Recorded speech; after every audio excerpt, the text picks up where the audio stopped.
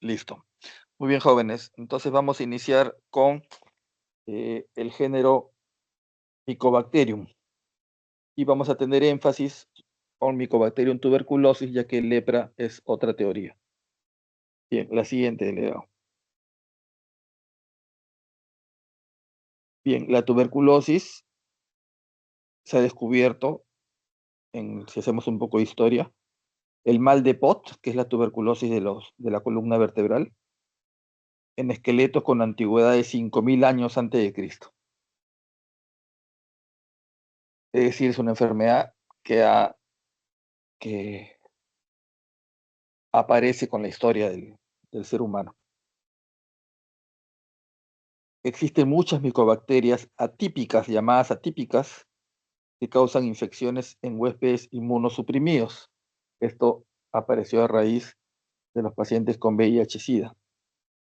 Y fue Koch, Robert Koch, quien descubrió el agente causal en 1882 con su tinción característica de ácido alcohol resistente. Por eso que el bacilo también se llama bacilo de Koch y se simplifica con el término BK, ¿no? BK en esputo, una cruz, dos cruces, tres cruces, estamos refiriéndonos al bacilo de Koch. Siguiente. Cuando nos referimos a las características principales de las micobacterias, primero que son ácidos resistentes. Hay una coloración especial que es la coloración de Ziehl-Neelsen, en la cual las micobacterias toman un color rojo brillante, resisten la decoloración con ácido y luego todas las demás bacterias se tiñen de azul. Son aerobios estrictos, ojo, aerobios estrictos, por eso que el órgano principal que atacan es el pulmón. Apariencia en rosario con los gránulos de polifosfato y son inmóviles. Siguiente.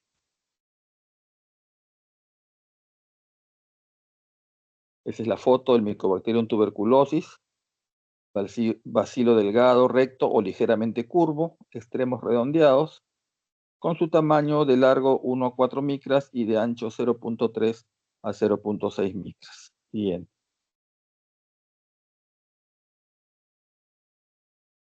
Así lo vamos a ver en la coloración de Ziehl-Neelsen. Si yo lo coloreo de Gram, va a ser un gran positivo tomando el colorante, digamos, violeta de una manera discreta, no es tan característico. Por eso que hay una coloración especial, que es la de Ziehl-Neelsen, y estos bacilos rojos brillantes son las micobacterias sobre un fondo azul. Siguiente, a ver si tenemos otras láminas de coloración.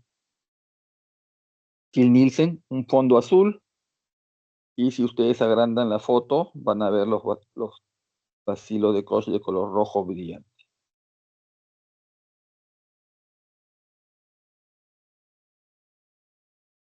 Siguiente, delegado. Se puede colorear de otras maneras, si es una coloración de euromina. Es una coloración fluorescente y ven el bacilo característico. Siguiente. Bien.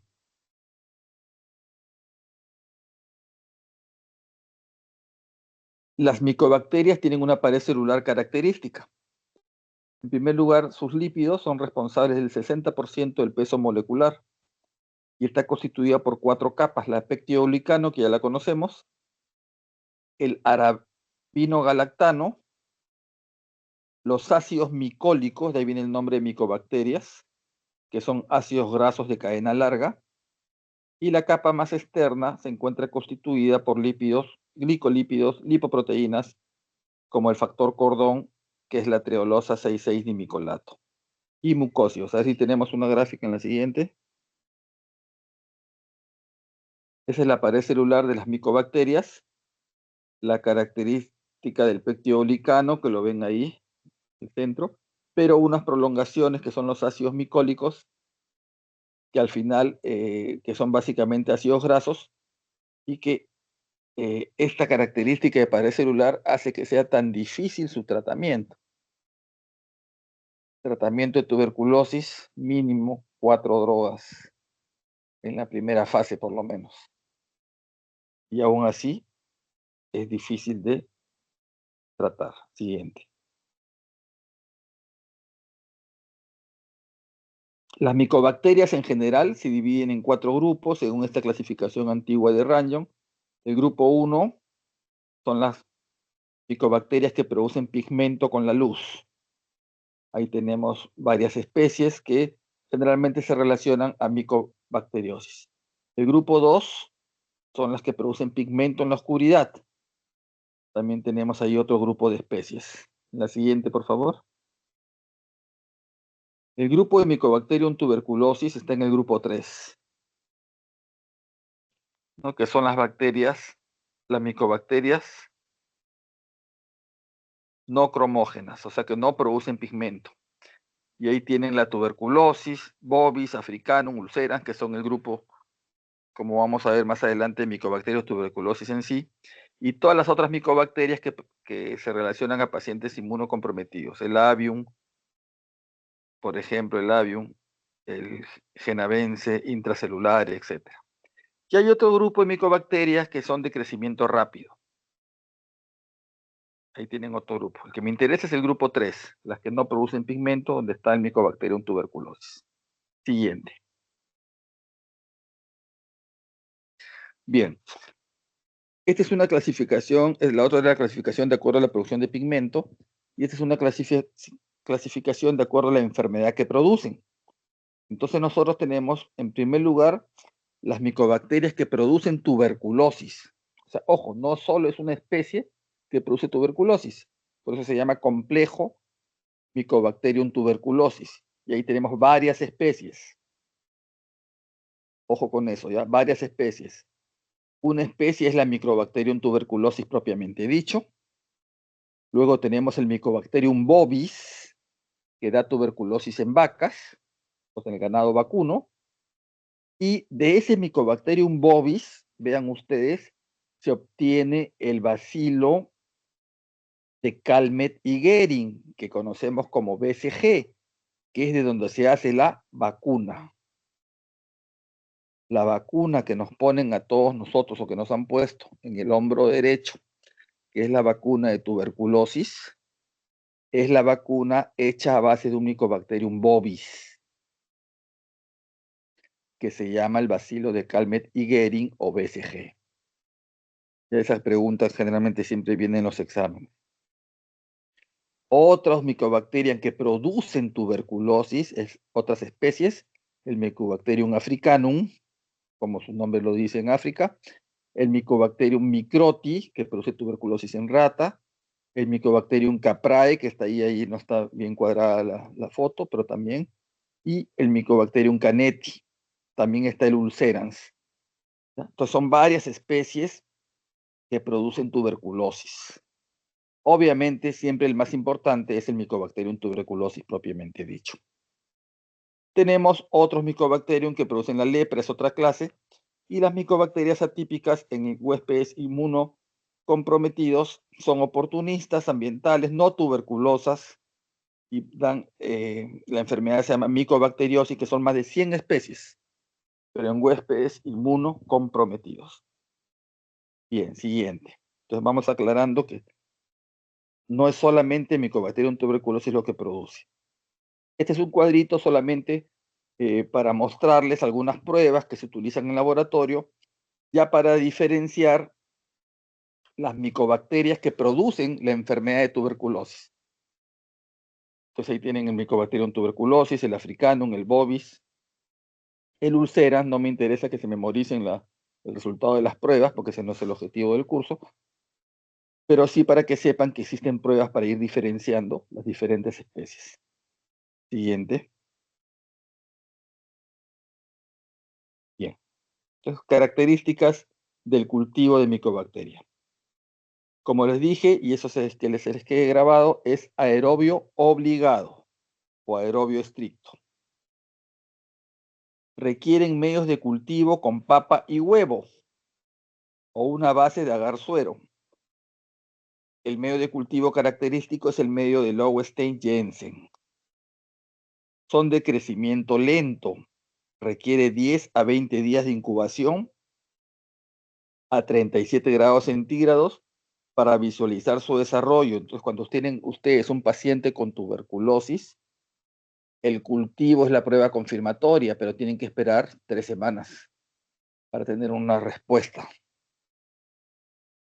Las colonias son pequeñas, secas y de aspecto escamoso. Y su crecimiento en pH 7, ¿no? Y su rango que está de acuerdo a nuestro pH. Siguiente. Ese es el medio de Lowenstein-Jensen. Ven ustedes en los tubos, ahí está esas colonias escamosas, cremas o amarillas, son de Mycobacterium tuberculosis. El medio de cultivo. El siguiente. Es las colonias así, escamosas, amarillo cremosas. Siguiente. Bien. Mycobacterium tuberculosis, el glicerol es su fuente preferida de energía, la aspargina es la fuente preferida de nitrógeno, contiene la catalasa, se duplica en 14 horas, a diferencia, por ejemplo, de Escherichia coli, que se duplica en 20 minutos. Mycobacterium es de crecimiento lento. Y el oxígeno es crítico para su desarrollo. Siguiente.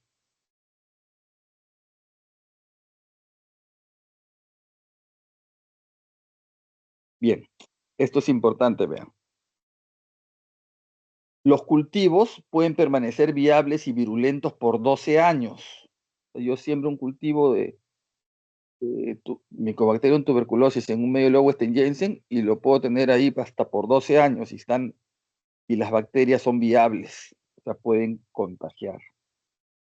Pero si yo expongo un cultivo a la luz solar, se destruyen en 2 horas. Pero en el esputo sobreviven hasta 30 horas. Y si los bacilos en esputo caen en la sombra, pueden sobrevivir hasta 8 meses. Vean qué importante es esto, porque Robert Koch descubre el bacilo en 1800 y pico, 1880 y tantos. El tratamiento contra tuberculosis se da en el siglo pasado, pero como si la enfermedad es de toda la historia de la humanidad, ¿cómo se trataba antes? Pues con el sol, exposición solar. Entonces, los hospitales de tuberculosis estaban en la zona más calurosa, por ejemplo, en nuestra ciudad de Lima. ¿Qué hospital tenemos ahí? El Bravo Chico. Calor. Si no, se iban hasta Vitarte. Y lo último ya era Jauja, ya para cuando cambiaba el clima. Pero el Hospital Bravo Chico empezó como un hospital de tuberculosis. De tuberculosis.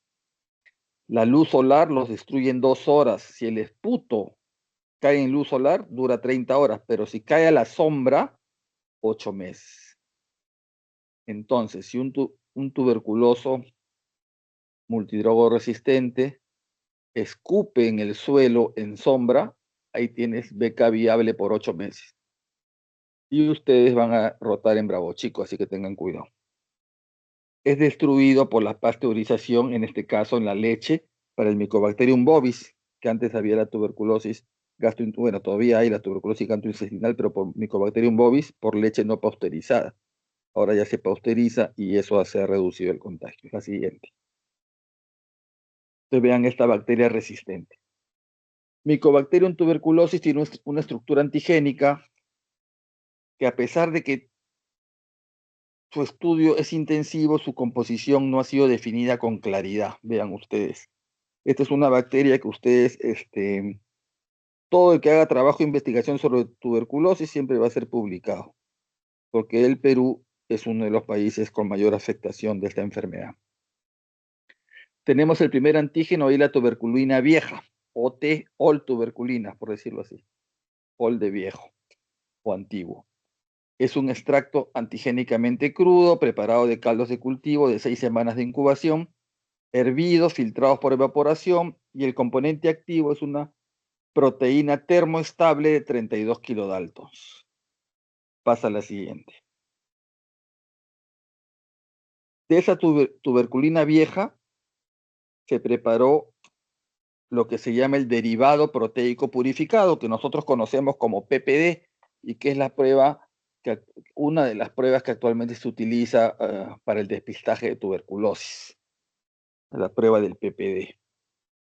Entonces, es un preparado parcialmente purificado de la tuberculina vieja, obtenido por fraccionamiento con sulfato de amonio, y está constituido por 2 tubérculoproteínas de 2 y 9 kilodaltons.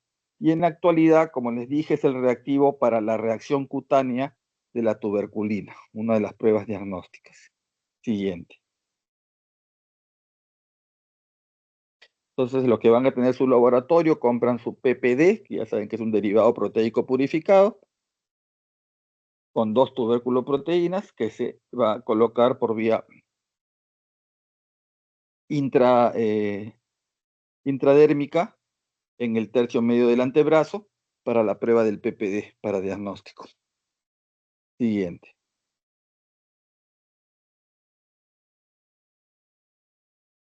Otros antígenos, tenemos el antígeno purificado de 65 kilodaltons, es una proteína inmunoreactiva capaz de inducir una fuerte reacción de hipersensibilidad de tipo retardada. Tenemos algunos polisacáridos, como los arabinolactanos y los arabinomananos, que dan reacción cutánea inmediata de tipo humoral y se usan como ayuda diagnóstica de tuberculosis en VIH. Siguiente.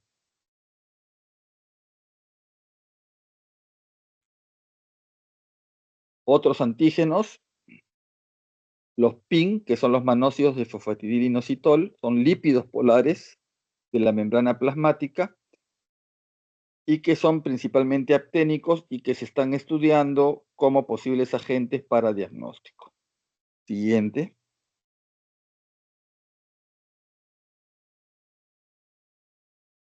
Estos son ya algunos determinantes de su patogenicidad, algunas características para ver que el Mycobacterium es más patógeno o no. La cera D y el muramil-dipéptido forman grupo de peptidoglicolípidos compuestos por los componentes de la pared celular, son adyuvantes de la respuesta inmune. La trealosa 6,6-dimicolato, que es el llamado factor cordón, debido a que los bacilos, cuando se van al microscopio, se ven como cordones, y esto indica que son más virulentos. A ver si tenemos la lámina, a ver la siguiente. Ese es el factor cordón. ¿Ven? Los BK se han agrupado formando cordones. Eso no es un solo BK, son un grupo de micobacterias formando cordón. Por esa trealosa 6,6-dimicolato. Entonces son más virulentos. Siguiente. Otros determinantes, los sulfátidos, que tienen actividad antitumoral, responsables de la reactividad al rojo neutro de las cepas virulentas. Inhiben la unión de los lisosomas con los fagosomas, por lo que evitan la destrucción de la micobacteria por los macrófagos. Siguiente, que resisten la fagocitosis. Bien, ya hemos estudiado un poco las características de la micobacteria, una difícil, de difícil manejo, como les dije, y esto es un mapa de la tuberculosis en el mundo, donde ustedes ven de rojito Perú, Bolivia, en Sudamérica, y estamos a la par de países africanos, de la India y algunos países pobres de Europa. Pero somos número 1 en Sudamérica, si no me equivoco todavía. La siguiente. Miren, esta lámina es del año 2009. Profesor, pero actualícese. son 16 años, pero solo, no la borré porque si ustedes ven ahí la cantidad de casos que se registran, dice, al año se registran 32.967 casos de TBC, casi 33.000. Y las regiones comprometidas que están de rojo, Lima, Callao, Ica, Madre de Dios, Ucayali. Y abajo, Tacna. 33.000 casos al año. Pasa a la siguiente. Yo le pongo una lámina del año 2000. Este es del año 2017. 2017, o sea, les estoy poniendo 8 años después. ¿Cuántos casos al año? Ahí lo tienen a la derecha. 31.120 casos. O sea, después de una década, casi una década, seguimos igual. El Perú crece económicamente, pero en tuberculosis seguimos igual. Y ya no está solo lo que le dije, Lima, Ica, Tacna mejoró, pero ahora todo Iquitos está rojo, todo Loreto está rojo. Y siempre Lima y Callao. Entonces, de repente hemos mejorado porque el Perú tiene plata ahora, pues en los años 70 éramos un país misio, sin plata, ¿no? Con Velasco éramos misios. Ahora tenemos plata, harta plata, pero en salud no se refleja. Vamos al 2023, pasa el siguiente cuadro. Antes de 2023, perdón, hay una incidencia de tuberculosis en América. ¿Dónde está el Perú? Segundo puesto. ¿Quién nos gana? Haití. O sea, Haití, el país más pobre de toda América. Nosotros lo seguimos. Después de nosotros viene Bolivia. Y tenemos el promedio de incidencia, retrocédelo un poquito para que les quede grabado. ¿Cómo estamos? Retroceder el anterior, delegado. Bueno, el delegado ya lo pasó, pero el promedio de incidencia de América era alrededor de 25 por 100.000 habitantes y el Perú estaba casi 4 veces más que el promedio. Y este es el año 2023. Ya, los reflejos están lentos. Entonces vean, América 27.5 y Perú 116 casos por 100.000 habitantes. Cuadriplicamos al promedio del continente. Cuadriplicamos. Ahora sí pasa la siguiente. 2023, por eso les dejé la de 2009. 2009 era 33.000 casos. 2023, 32.769 casos. O sea, nada, seguimos iguales. Claro que la población se ha incrementado, pero no descendemos el número de casos. Entonces, que se les quede grabado que anualmente seguimos teniendo unos 30.000 casos al año, o más de 30.000 casos al año. Siguiente. Bien. Esto es para ver cómo está a nivel del mundo. Dice, en el año 1993, ya más de 20 años, la Organización Mundial de la Salud declaró a la tuberculosis que había adquirido carácter de emergencia mundial. Esto, obviamente, la tuberculosis recrudeció a raíz del VIH-Sida. Entonces ya la OMS lo declara como emergencia mundial. 1/3 de la población mundial, son datos de la OMS, ha estado en contacto con la micobacteria. Y 1 de cada 10 desarrollará la enfermedad en algún momento de su vida. Entonces, de toda la promoción, el tercio ya tuvo contacto con la micobacteria. Claro, porque todos nos subimos a nuestro metropolitano o nos subimos al tren, vamos todos apretados, algún tuberculoso tose, ya tuvimos contacto. Ya tuvimos contacto. No quiere decir que nos vamos a enfermar, pero ya tenemos el contacto. Obviamente, si en algún momento bajan nuestras defensas, pues podemos enfermarnos. 1% de la población del mundo adquiere la infección cada año. Una persona con tuberculosis bacilífera infecta 15 personas en el transcurso de un año. Pasa la siguiente, delegado. Cada día 20.000 personas en el mundo desarrollan tuberculosis y 5.000 mueren a causa de ella. Una persona se infecta cada 4 segundos en el mundo. Una persona muere cada 17 segundos por tuberculosis en el mundo. Entonces, cuando habremos terminado esta clase de 1 hora, habrán muerto 211 personas por tuberculosis.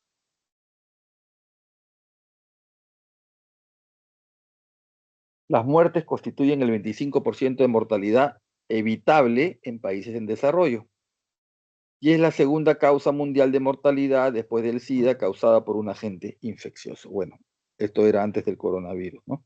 Siguiente.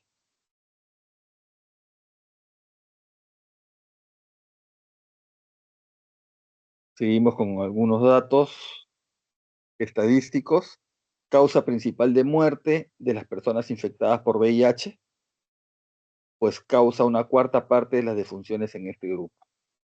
Y el problema actual que tenemos son la tuberculosis multidrogo resistente, que se ha encontrado en casi todos los países estudiados. Este es nuestro problema ahora, la tuberculosis multidrogo resistente y la tuberculosis extremadamente resistente. Siguiente.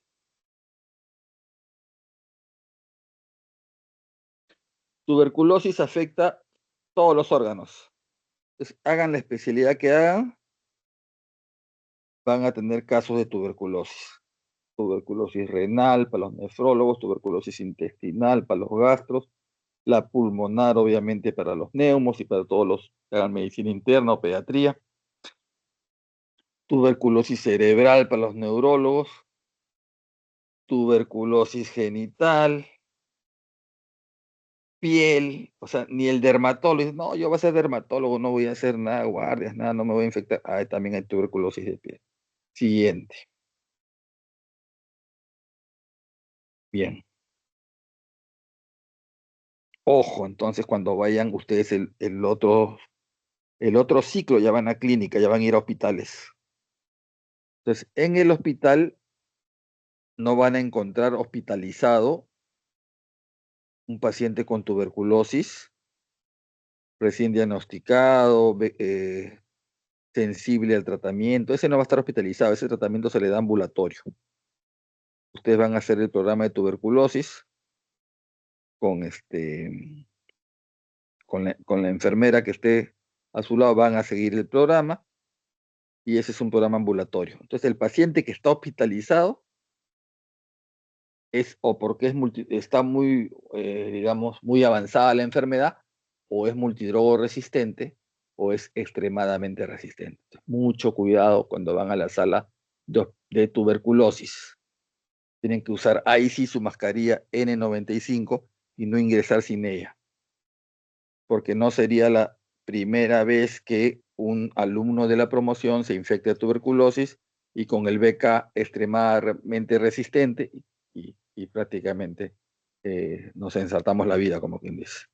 Siguiente. Entonces, mucho cuidado, chicos, cuando hagan clínica. Tuberculosis pulmonar, diferentes formas de presentación, la caverna característica o esta consolidación tipo neumonía, es una neumonía tuberculosa. Siguiente. Ahí está señalado con las flechas la caverna y su ganglio satélite. Siguiente. También se puede presentar, en este caso, con una atelectasia o un derrame pleural tuberculoso. Siguiente.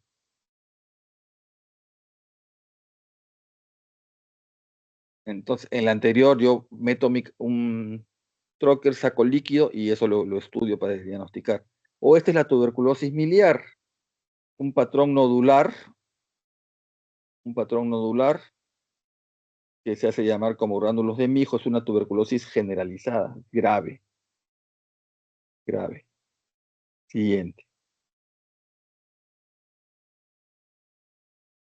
Eso donde señala la flechita roja son el calcium, ¿no? Como si fuera queso de la tuberculosis. Ese es un pulmón ya, digamos, de una autopsia. Siguiente. Tuberculosis en el bronquio. Siguiente.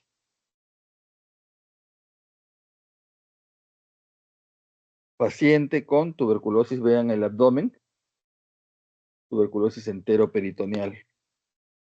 Y en la lámina de la izquierda está señalando la clavícula, o sea, el hueso. Siguiente. Otro paciente, vean, su abdomen y la lámina a la izquierda del bacilo de Koch. Siguiente.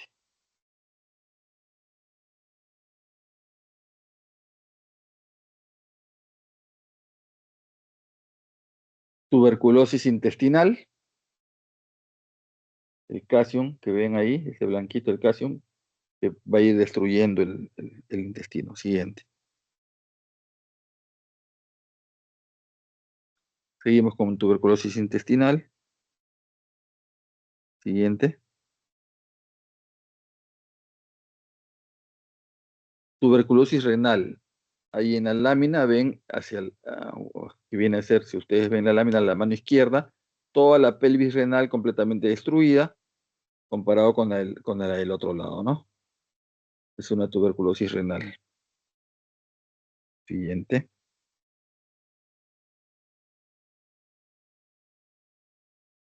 El calcium ya en el riñón de necropsia. Siguiente. Tuberculosis ganglionar. También. Los que van a ser cirujanos cabeza y cuello. Siguiente. Tuberculosis de columna, mal de Pot. Se destruye la vértebra, eso después da compresión medular y puede traer parálisis por debajo de la zona comprometida. Entonces, el mal de Pot, hueso. Siguiente. ¿Dónde está el mal de Pot? Donde está la flecha y el letrero dice parálisis hacia abajo. Siguiente. Miren, ahí, en el dedo, en la falange, tuberculosis. Donde está la flechita, ¿no? Se nota que está hinchado, se le hace la biopsia y encuentran granuloma tuberculoso. En hueso. Siguiente. Esternón, un lactante con una tuberculosis en esternón. Que no respeta nada, Basilio. Siguiente.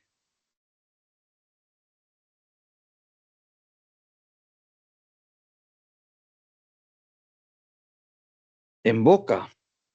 ¿Mm? Toda esa en la mucosa. Ahí ven ustedes. Es un granuloma. Sacan la biopsia. Tuberculosis.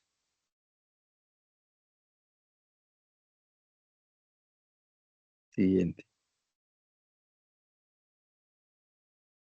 Piel. Granuloma tuberculoso.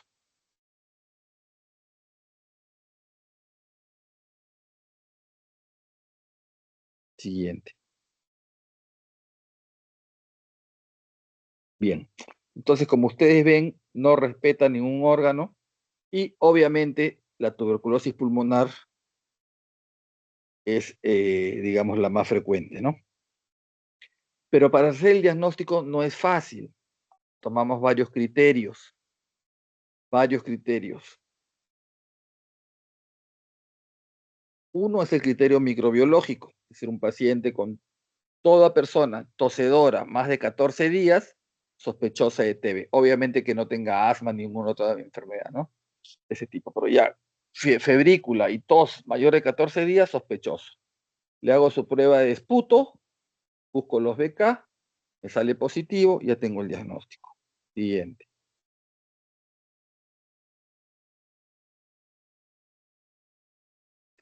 Estos son solamente cómo se toma la muestra de esputo, del jugo gástrico.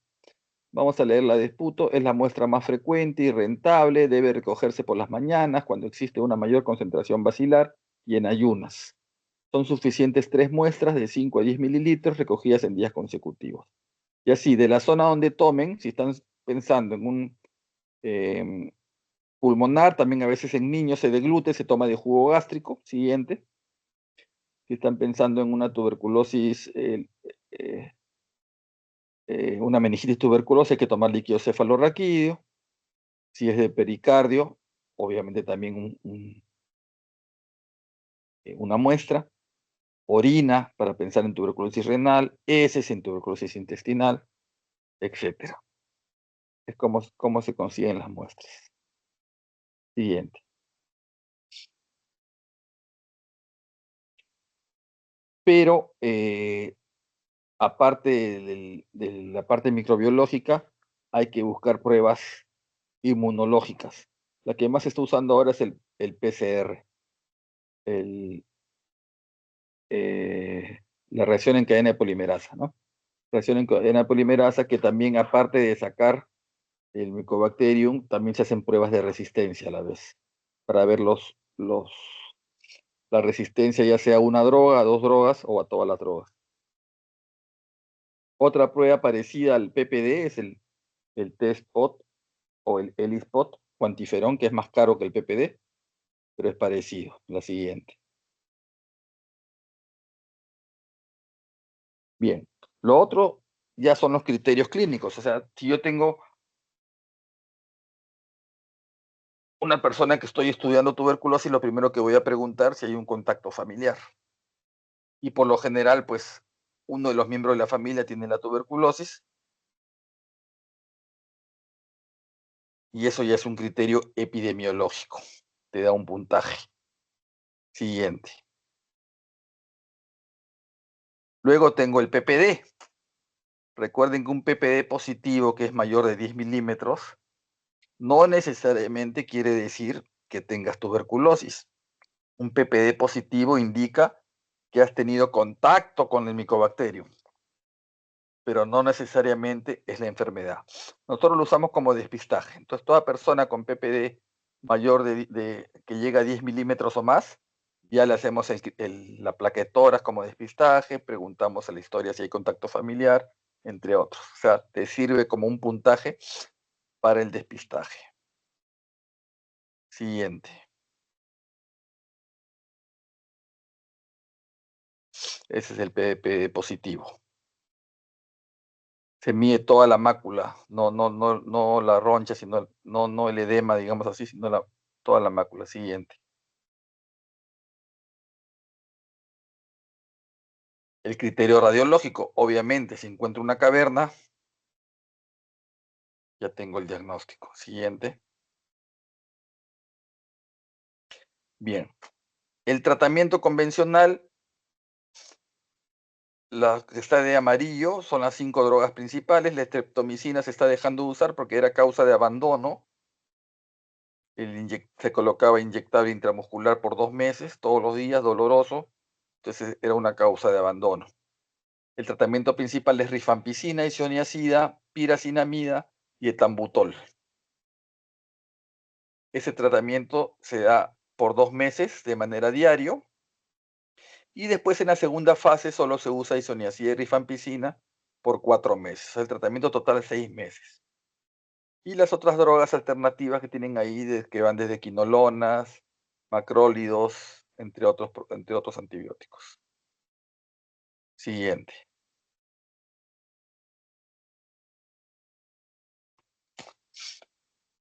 La prevención principal para tuberculosis es la vacunación. Tenemos un porcentaje de vacunación que supera el 85-90%. La vacuna se pone en el recién nacido. Entonces, todos nos han puesto la vacuna al nacer, en la primera semana de vida. Ojo con eso, después se puede poner un refuerzo a los 4 años. Pero entonces la pregunta es, si todos estamos vacunados, ¿por qué tenemos tanta tuberculosis? ¿Cuál es la respuesta? Porque eso siempre le preguntan en el ENAM. ¿Por qué si todos estamos vacunados, por qué tenemos tuberculosis? ¿De qué nos protege?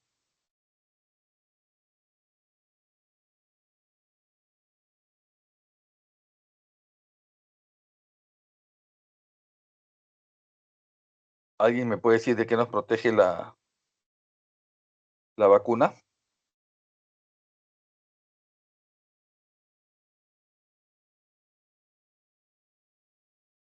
Si ustedes se van a Europa, ahí no vacunan.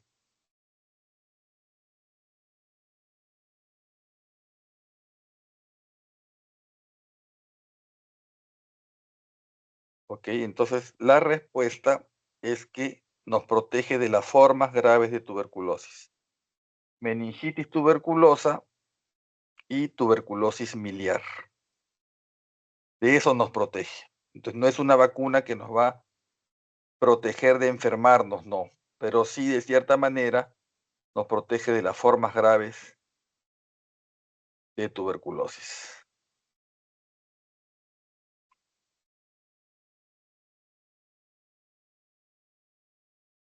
Siguiente. Entonces ya saben que la vacuna es la vacuna de Calmette-Guerin, que es un Mycobacterium bovis. Bovis.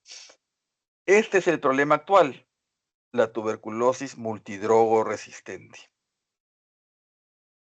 Y peor aún, la tuberculosis extremadamente resistente.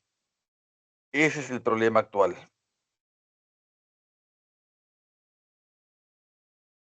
Ya el Mycobacterium se está haciendo resistente a nuestras drogas convencionales y es un problema de salud pública, porque estos pacientes deberían estar aislados, pero están circulando con nosotros en la ciudad. Siguiente. Y estos son los países que han reportado tuberculosis extremadamente resistente, o sea, es la que ya es resistente a isoniazida y rifampicina, que son las drogas principales. Y ahí estamos nosotros, pues Perú. Perú. En realidad ya casi todo el mundo ha reportado casos de tuberculosis extremadamente resistentes. Ya debemos superar la centena de casos nosotros por año, la siguiente.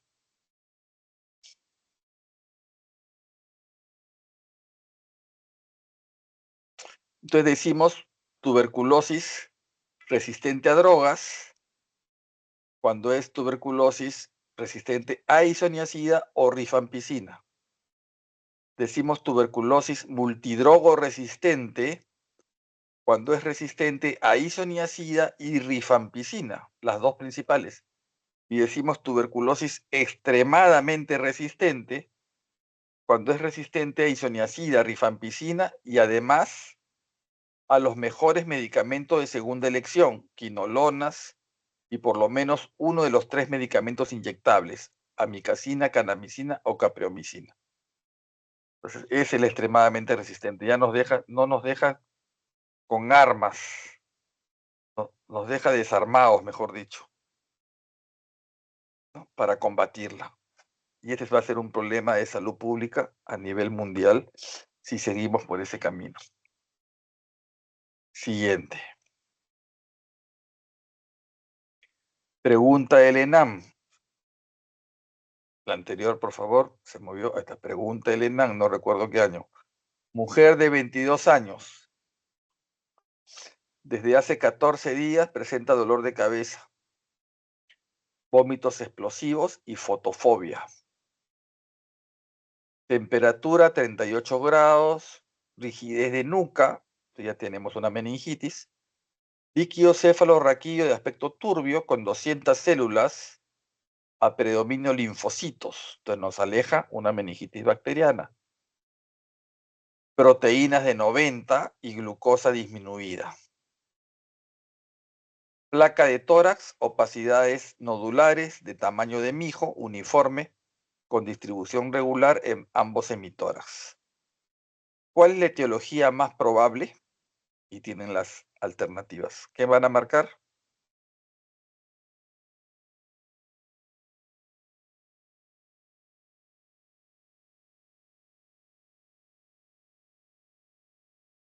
Nadie marca nada. Delegado, ¿qué van a marcar?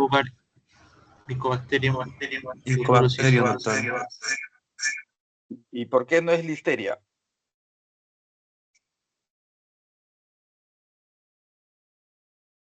Ya le digo, la pregunta viene con truco, ¿ya? Este es un enano bien mal. O sea, Neisseria meningitis no es porque teníamos leucocitosis a predominio polimorfo nucleares. Neumococo igual. Pero la listeria sí te da un líquido cefalorraquídeo con pocas células y también a predominio de linfocitos, o sea, es más variable. Aquí la diferencia le hace la placa. ¿Ya? La listeria sí te da una neumonía con consolidación, digamos así. En cambio, la placa aquí te lo está diciendo, opacidades nodulares de tamaño de mijo, o los gránulos de mijo, que es de una tuberculosis miliar. Ojo, entonces el líquido cefalorraquídeo no te está ayudando nada. Te ayuda te elimina dos alternativas, pero para eliminar listeria es con la placa. Entonces ahí el diagnóstico es tuberculosis. ¿Ya? Tuberculosis, obvio, porque estamos en la clase de tuberculosis, pero ya tienen que analizarlo para la LENANG. Creo que esa es la última, delegado. A ver. Sí, listo. No se olviden que también tuberculosis tiene la norma técnica del Ministerio de Salud. Revisen la última para el examen ahora que esté en ministerio, que es más de programas. De programas. Entonces búsquense la norma técnica de tuberculosis y amplíen el tema para que no tengan problemas en el examen. Muy bien, chicos, preguntas. Bien, espero que haya estado todo claro. No se olviden, el otro ciclo se van a clínica. Cuídense, no se confíen que yo no me contagio, yo soy fuerte, no me pasa nada, no. Cuídense. Ya, porque colegas hemos tenido contagiados con tuberculosis y con esta tuberculosis MDR o XDR, que es peor. Muy bien, jóvenes. Buenas noches. Listo, doctor. Muchas gracias por la clase de hoy y ahorita le envío la asistencia de la clase. Perfecto, delegado. Gracias. Buenas noches.